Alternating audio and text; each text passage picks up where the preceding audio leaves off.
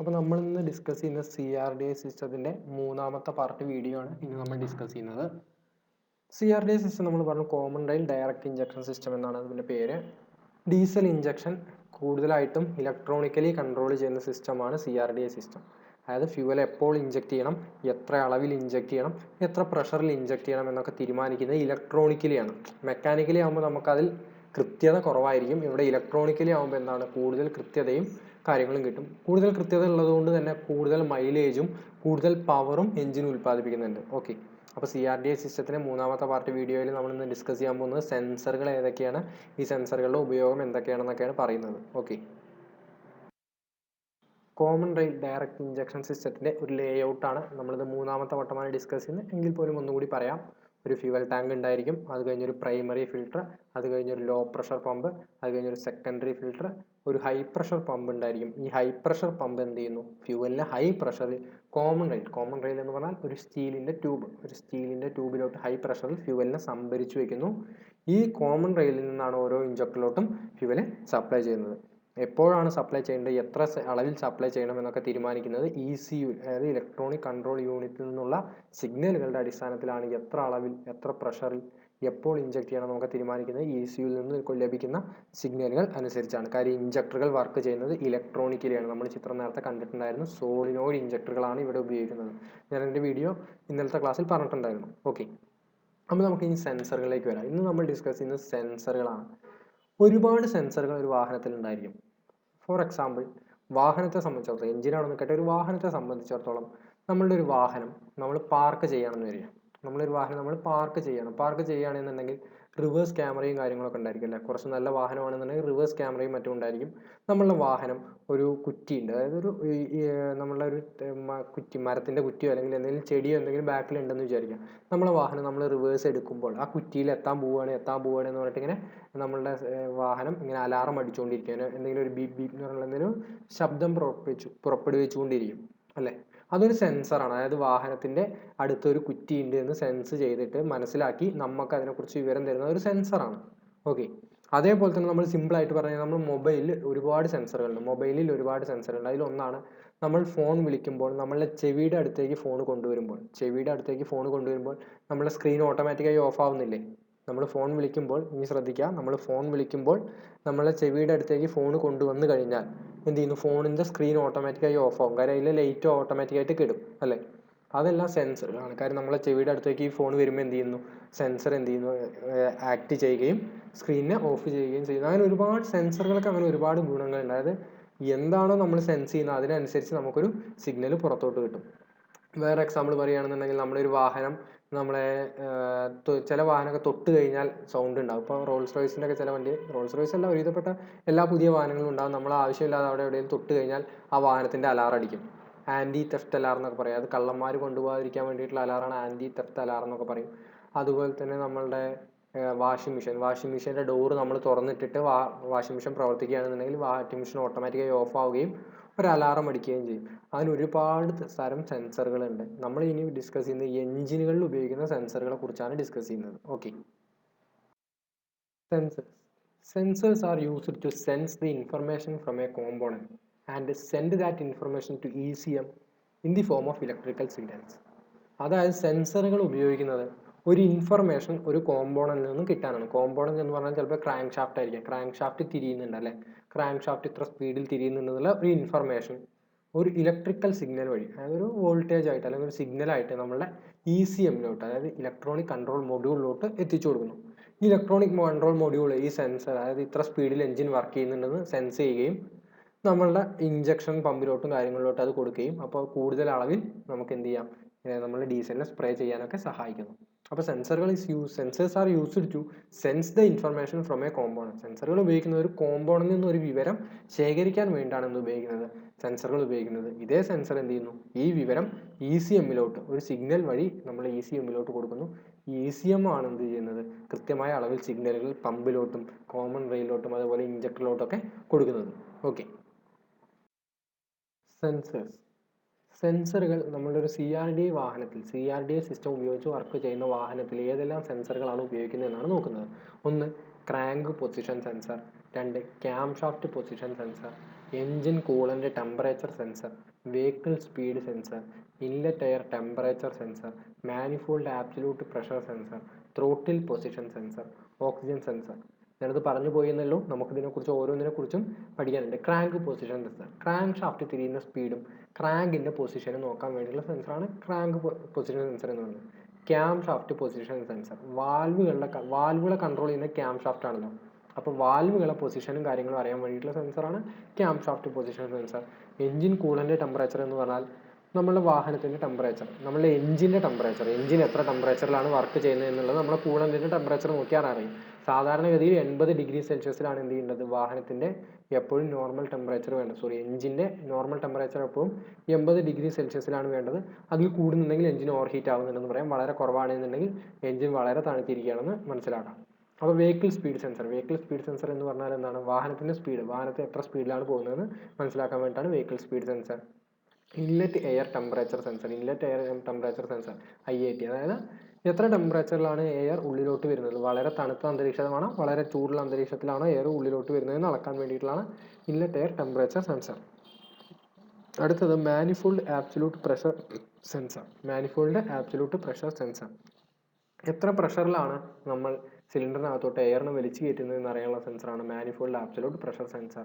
അടുത്ത throttle position sensor, നമ്മുടെ ആക്സിലറേറ്ററിൻ്റെ പൊസിഷനും എത്രത്തോളം എയർ നമ്മൾ ഉള്ളിലോട്ട് വലിച്ചു കയറ്റുന്നുണ്ടെന്ന് അറിയാനുള്ള സെൻസറാണ് throttle position sensor.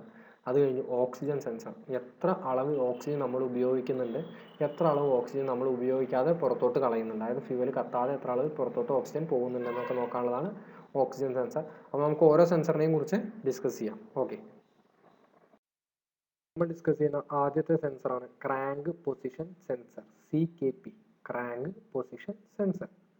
Crank position sensor sense the RPM of engine and to sense the piston position, firing order. ഒരു വാഹനത്തിന് അല്ലെങ്കിൽ ഒരു എഞ്ചിൻ്റെ RPM, എഞ്ചിൻ്റെ ഫ്ലൈ വീല് കറങ്ങുന്ന RPM, ക്രാങ്ക് ഷാഫ്റ്റ് കറങ്ങുന്ന RPM എത്ര സ്പീഡിലാണ് കറങ്ങുന്നത് എന്ന് കണ്ടുപിടിക്കാൻ ക്രാങ്ക് പൊസിഷൻ സെൻസർ സഹായിക്കുന്നു. And to sense the piston position, piston താഴത്തോട്ടും മുകളിലോട്ടും പോകുന്നതിനനുസരിച്ചാണല്ലോ നമ്മളെ ക്രാങ്ക് ഷാഫ്റ്റ് തിരിയുന്നത്. അപ്പോൾ പിസ്റ്റൻ്റെ പൊസിഷനും നമുക്ക് എന്ത് ചെയ്യാൻ പറ്റും, ക്രാങ്ക് പൊസിഷൻ സെൻസർ കൊടുക്കുന്ന സിഗ്നലിൽ നിന്നും കണക്കാക്കാൻ പറ്റും. അടുത്തത് ഫയറിംഗ് ഓർഡർ, ക്രാങ്ക് ഷാഫ്റ്റ് ഓരോ സിലിണ്ടറിലും ഫയറിംഗ് ഓർഡർ ഉണ്ടായിരിക്കും അല്ലേ. നമ്മളൊരു 4 സിലിണ്ടർ ആണെങ്കിൽ നമ്മൾ പഠിച്ചിട്ടുണ്ട്, ഒരു 6 സിലിണ്ടർ എഞ്ചിൻ ആണെങ്കിൽ നമ്മൾ പഠിച്ചിട്ടുണ്ട്. അതിനൊക്കെ ഓരോ ഫയറിംഗ് ഓർഡർ ഉണ്ടായിരിക്കും. അപ്പോൾ ഫയറിംഗ് ഓർഡറിൻ്റെ ക്രമവും നമുക്ക് കൃത്യമായി മനസ്സിലാക്കാൻ ക്രാങ്ക് പൊസിഷൻ സെൻസർ സഹായിക്കും. ചിത്രത്തിൽ നോക്കുക, ഒരു ടൈമിംഗ് റോട്ടർ കാണുന്നുണ്ടല്ലോ, നമ്മളെ എഞ്ചിൻ്റെ ഫ്രണ്ട് സൈഡിലായിരിക്കും ടൈമിംഗ് റോട്ടർ ഉണ്ടായിരിക്കുക. അതിനോട് മുട്ടിച്ച് വെച്ചിട്ടുണ്ടാവും ഒരു ക്രാങ്ക് ഷാഫ്റ്റ് പൊസിഷൻ സെൻസർ മുട്ടിച്ച് വെച്ചിട്ടുണ്ടായിരിക്കും. ഈ സെൻസറിൽ നിന്നൊരു വയർ എടുത്തിട്ട് നമ്മൾ നേരെ എവിടേക്ക് കൊടുക്കും, ECUയിലോട്ട് കൊടുക്കും. അപ്പോൾ നമുക്ക് എന്ത് അറിയാം, ക്രാങ്ക് ഷാഫ്റ്റ് കറങ്ങുന്ന സ്പീഡും പിസ്റ്റൻ്റെ പൊസിഷനും ഫയറിംഗ് ഓർഡറൊക്കെ കൃത്യമായി മനസ്സിലാക്കാൻ ഈ സെൻസറിൽ നിന്ന് വരുന്ന സിഗ്നലുകൾ നമ്മളെ സഹായിക്കുന്നു. അപ്പോൾ പ്രത്യേകം ശ്രദ്ധിക്കുക, ക്രാങ്ക് പൊസിഷൻ സെൻസറിൻ്റെ ഷോർട്ട് ഫോം CKP. നമ്മളെ വാഹനത്തിൻ്റെ അല്ലെങ്കിൽ എഞ്ചിൻ്റെ RPM, എഞ്ചിൻ്റെ സ്പീഡ് അറിയാൻ വേണ്ടിയിട്ടാണ് മെയിനായിട്ട് ഇത് ഉപയോഗിക്കുന്നത്. ഓക്കെ, അടുത്തത് cam shaft position sensor, CMP, cam shaft position sensor. Cam shaft position sensors are used to control the valve timing and to find out the valve position. നമ്മളുടെ സിലിണ്ടറിനകത്ത് വാൽവുകൾ ഉണ്ടായിരിക്കും, അല്ലെങ്കിൽ എഞ്ചിനകത്ത് വാൽവുകൾ ഉണ്ടായിരിക്കും. ഒരു വാൽവുകൾ ഇതിൻ്റെ പൊസിഷൻ എങ്ങനെയാണ്, അടഞ്ഞിരിക്കണം തുറന്നിരിക്കണം എന്നറിയാനും വാൽവ് ടൈമിങ്ങിൻ്റെ കൃത്യമായ കണക്ക് മനസ്സിലാക്കാനും വേണ്ടിയിട്ടാണ് ക്യാം ഷാഫ്റ്റ് സെൻസറുകൾ ഉപയോഗിക്കുന്നത്. മിക്കവാറും ഇപ്പോൾ വരുന്ന വാഹനങ്ങളിലൊക്കെ സ്വാഭാവികമായിട്ടും over head cam shaft engines ആയിരിക്കും ഉണ്ടാവുക. ചിത്രത്തിൽ കാണിച്ചിരിക്കുന്നത് ഓവർ ഹെഡ് ക്യാം ഷാഫ്റ്റ് എഞ്ചിനാണ്. ക്യാം ഷാഫ്റ്റ് കണ്ടോ, ക്യാം ഷാഫ്റ്റ് സെൻസർ മുകൾ സിലിണ്ടർ ഹെഡിലാണ് കൊടുത്തിട്ടുള്ളത്. അപ്പോൾ എന്ത് ചെയ്യുന്നു, നമ്മളുടെ വാൽവ് തുറന്നിരിക്കുകയാണോ അടഞ്ഞിരിക്കുകയാണോ എന്നൊക്കെ നമുക്ക് എന്ത് ചെയ്യാൻ പറ്റും, നമുക്ക് കൃത്യമായ സിഗ്നലുകൾ എന്ത് ചെയ്യുന്നു, ക്യാം ഷാഫ്റ്റ് പൊസിഷൻ സെൻസർ തരുന്നു. വാൽവ് തുറന്നിരിക്കുന്നത് എപ്പോഴായിരിക്കും, ഇൻലെറ്റ് വാൽവ് തുറന്നിരിക്കുക എന്ന് പറഞ്ഞാൽ എന്താണ്, അവിടെ എയർ ഉള്ളിലോട്ട് വലിച്ചു കയറ്റുകയാണെന്ന് നമുക്ക് സെൻസ് ചെയ്യാൻ പറ്റും. എക്സോസ്റ്റ് വാൽവ് തുറന്നിരിക്കുക എന്ന് പറഞ്ഞാൽ എന്താണ്, നമ്മൾ ഫ്യൂവലിനെ എയർ ഫ്യൂവൽ മിക്സർ കത്തിക്കഴിഞ്ഞാൽ ഉണ്ടാകുന്ന പുകയെ തള്ളി പുറത്തോട്ട് കളയുകയാണെന്ന് നമുക്ക് മനസ്സിലാക്കാൻ പറ്റും. ഓക്കെ, അപ്പോൾ ക്യാം ഷാഫ്റ്റ് പൊസിഷൻ സെൻസർ ഉപയോഗിക്കുന്നത് വാൽവുകളുടെ പൊസിഷൻ അറിയാൻ വേണ്ടിയിട്ടാണ്. ഓക്കെ, വാൽവ് ടൈമിങ്ങും കൃത്യമായി അറിയാൻ വേണ്ടിയിട്ടാണ് ക്യാം ഷാഫ്റ്റ് പൊസിഷൻ സെൻസർ ഉപയോഗിക്കുന്നത്. അടുത്തത് engine coolant temperature sensor, ECT. Engine coolant temperature പേര് തന്നെ എന്തിനാണ്, engine coolant temperature sensors are used to sense the temperature of cooling water. Engine water ജാക്കറ്റിൽ നിന്നും പുറത്തോട്ട് പോകുന്ന വെള്ളത്തിൻ്റെ അതായത് കൂളൻറ്റിൻ്റെ ടെമ്പറേച്ചർ അളക്കാൻ വേണ്ടി ഉപയോഗിക്കുന്നതാണ് എൻജിൻ കൂളൻ്റ് ടെമ്പറേച്ചർ സെൻസർ. അതായത് ഓവർ ഹീറ്റ് ആയിട്ടുണ്ടോ, എൻജിൻ ഓവർ ഹീറ്റ് ആയിട്ടുണ്ടോ എന്ന് നമുക്ക് ഈ സെൻസറിൽ നിന്ന് വരുന്ന സിഗ്നൽ നോക്കിയാൽ ECUവിന് മനസ്സിലാവും. അല്ല ടെമ്പറേച്ചർ വളരെ കുറവാണ് എന്നുണ്ടെങ്കിൽ നമ്മൾ കൂടുതൽ അളവിൽ ഫ്യൂവൽ കൊടുത്തിട്ട് എന്ത് ചെയ്യണം, കൂടുതൽ എൻജിന് നമുക്ക് വർക്കിംഗ് ടെമ്പറേച്ചറിൽ എത്തിക്കണം. അതൊക്കെ കൺട്രോൾ ചെയ്യാൻ വേണ്ടിയിട്ട് ഇതിലത്തെ സിഗ്നലുകൾ നമ്മളെ സഹായിക്കും. Engine coolant temperature sensor. ഈ സെൻസറിൽ നിന്ന് ഒരു വയർ എടുത്ത് നമ്മൾ ഡാഷ്ബോർഡിലോട്ട് കൊടുത്തു കഴിഞ്ഞാൽ കൃത്യമായ അളവിൽ നമുക്ക് നമ്മുടെ ഡാഷ്ബോർഡിൽ, വാഹനത്തിൻ്റെ ഡാഷ്ബോർഡിൽ നമ്മുടെ ടെമ്പറേച്ചർ, വാഹനത്തിൻ്റെ ടെമ്പറേച്ചർ, എൻജിൻ്റെ ടെമ്പറേച്ചർ നമുക്ക് കൃത്യമായി കാണാൻ പറ്റുകയും ചെയ്യും. ഓക്കെ, അപ്പോൾ എൻജിനിൽ ഉള്ള കൂളിംഗ് വാട്ടറിൻ്റെ ടെമ്പറേച്ചർ അറിയാൻ വേണ്ടിയിട്ടുള്ള സെൻസറാണ് എൻജിൻ കൂളൻ്റ് ടെമ്പറേച്ചർ സെൻസർ. പ്രത്യേകം ശ്രദ്ധിക്കുക, വാഹനത്തിൻ്റെ ഓപ്പറേറ്റിംഗ് അല്ലെങ്കിൽ എൻജിൻ്റെ ഓപ്പറേറ്റിംഗ് ടെമ്പറേച്ചർ എന്ന് പറഞ്ഞു കഴിഞ്ഞാൽ 80 ഡിഗ്രി സെൽഷ്യസ് ആണ്. 80 ഡിഗ്രി സെൽഷ്യസിൽ കൂടിക്കഴിഞ്ഞാൽ സ്വാഭാവികമായിട്ടും വാഹനം ഓവർ ഹീറ്റ് ആണെന്ന് നമുക്ക് മനസ്സിലാക്കാം. ഓക്കെ, 80 ഡിഗ്രി സെൽഷ്യസിൽ വളരെ കുറഞ്ഞാണ് വർക്ക് ചെയ്യുന്നുണ്ടെങ്കിൽ എൻജിൻ എപ്പോഴും തണുത്ത അന്തരീക്ഷത്തിലാണ് ഇരിക്കുന്നത് നമുക്ക് മനസ്സിലാക്കാം. എൻജിൻ വളരെ തണുത്ത അന്തരീക്ഷത്തിലാണ് ഇരിക്കുന്നത് എന്നുണ്ടെങ്കിൽ നമ്മൾ കൂടുതൽ അളവിൽ ഫ്യൂവൽ കൊടുത്ത് എൻജിന് വർക്കിംഗ് ടെമ്പറേച്ചറിലേക്ക് എത്തിക്കേണ്ടി വരും. Okay, vehicle speed sensor VSS. Vehicle speed sensors are used to find out the speed of vehicle. നമ്മളുടെ വാഹനം സഞ്ചരിക്കുന്ന സ്പീഡ് അറിയാൻ വേണ്ടി ഉപയോഗിക്കുന്ന സെൻസറാണ് വെഹിക്കിൾ സ്പീഡ് സെൻസർ. എത്ര സ്പീഡിലാണ് നമ്മളെ വാഹനം സഞ്ചരിക്കുന്നത് അതറിയാൻ വേണ്ടി ഉപയോഗിക്കുന്ന സെൻസറാണ് വെഹിക്കിൾ സ്പീഡ് സെൻസർ. ഇത് എൻജിൻ്റെ കേസിൽ ഈ വെഹിക്കിൾ സ്പീഡ് സെൻസറിന് വലിയ ഇമ്പോർട്ടൻസ് ഇല്ല എങ്കിൽ പോലും നമ്മളുടെ ABS brake system, anti locking brake system എന്നൊക്കെ ഞാൻ പറഞ്ഞിട്ടുണ്ടായിരുന്നു അല്ലേ. ആൻറ്റി ലോക്കിംഗ് ബ്രേക്ക് സിസ്റ്റത്തിലും അതേപോലെ തന്നെ എയർ ബാഗുകൾ അങ്ങനെയുള്ള സംവിധാനങ്ങളൊക്കെ വർക്ക് ചെയ്യുന്നതിൽ വെഹിക്കിൾ സ്പീഡ് സെൻസറിന് വളരെ ഇമ്പോർട്ടൻസ് ഉണ്ട്. ഒരു എഞ്ചിനെ സംബന്ധിച്ചിടത്തോളം വെഹിക്കിൾ സ്പീഡ് സെൻസർ ഇല്ലെങ്കിലും എഞ്ചിനോട്, കാര്യം നമ്മളൊരു സ്റ്റേഷനറി എഞ്ചിൻ, ഒരു ജനറേറ്ററിൻ്റെ എഞ്ചിനാണെന്ന് വിചാരിക്കുക, അവിടെ വാഹനമല്ല, അവിടെ വെഹിക്കിൾ സ്പീഡിൻ്റെ ആവശ്യമില്ല, അവിടെ എഞ്ചിൻ സ്പീഡിൻ്റെ ആവശ്യമില്ല. എഞ്ചിൻ വർക്ക് ചെയ്യാൻ എഞ്ചിൻ സ്പീഡിൻ്റെ ആവശ്യമുള്ളൂ.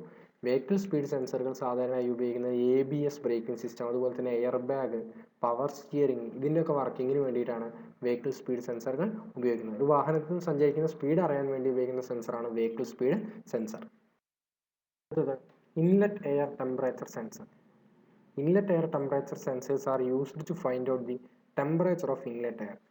ഒരു വാഹനത്തിൻ്റെ അല്ലെങ്കിൽ ഒരു എൻജിൻ്റെ ഉള്ളിലോട്ട് വലിച്ചു കയറ്റുന്ന എയറിൻ്റെ ടെമ്പറേച്ചർ, സക്ഷൻ്റെ സമയത്ത് ഒരു എൻജിൻ ഉള്ളിലോട്ട് വലിച്ചു കയറ്റുന്ന എയറിൻ്റെ ടെമ്പറേച്ചർ അറിയാൻ വേണ്ടിയിട്ടുള്ള സെൻസറാണ് ഇൻലെറ്റ് എയർ ടെമ്പറേച്ചർ സെൻസർ. അതിന് IAT എന്ന് പറയും, ഇൻലെറ്റ് എയർ ടെമ്പറേച്ചർ സെൻസർ എന്ന് പറയും.